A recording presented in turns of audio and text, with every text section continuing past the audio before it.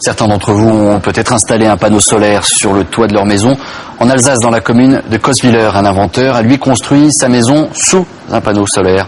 Le projet est étonnant, mais le résultat ne manque pas d'éclat et laisse augurer de ce que sera peut-être la future maison écolo. Christine Boss avec Antje Stahlschmidt. Coquillage géant. Cadran solaire en 3 dimensions, l'héliodôme, drôle de maison solaire, voit le jour en pleine campagne alsacienne. Le projet a germé il y a 15 ans dans l'esprit d'Éric Vasser, designer et ébéniste. Le projet était, je dirais, plus une utopie. Je me demande même si on ne sortait pas de l'utopie pour aller au rêve, et du rêve à la réalité, il y avait un sacré bout de chemin.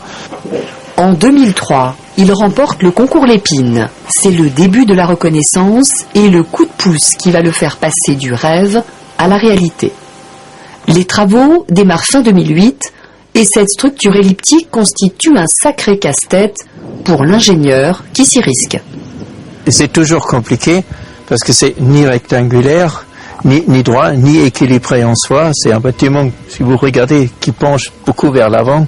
Donc même sans des efforts au vent, par exemple, il faut toujours retenir la structure à ne pas basculer. L'édifice en bois et béton, avec une surface vitrée de 200 mètres carrés, optimise au maximum l'apport de soleil en fonction des saisons. Le but, c'est d'avoir un bâtiment qui nous offre 4 mois d'ombre en été et 4 mois d'ensoleillement total en hiver. La façade sud a une forme qui est donc donnée par la trajectoire du soleil, ce qui fait que le soleil ne rentre vraiment pas durant tout l'été et nous laisse un espace frais à l'intérieur.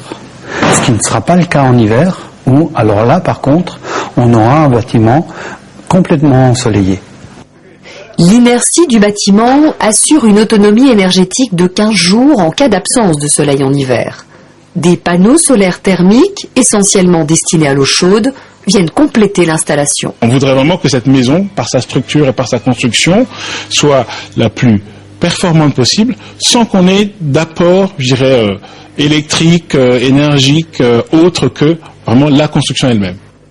Ce prototype, autofinancé par son inventeur, devrait être achevé à la fin de l'année.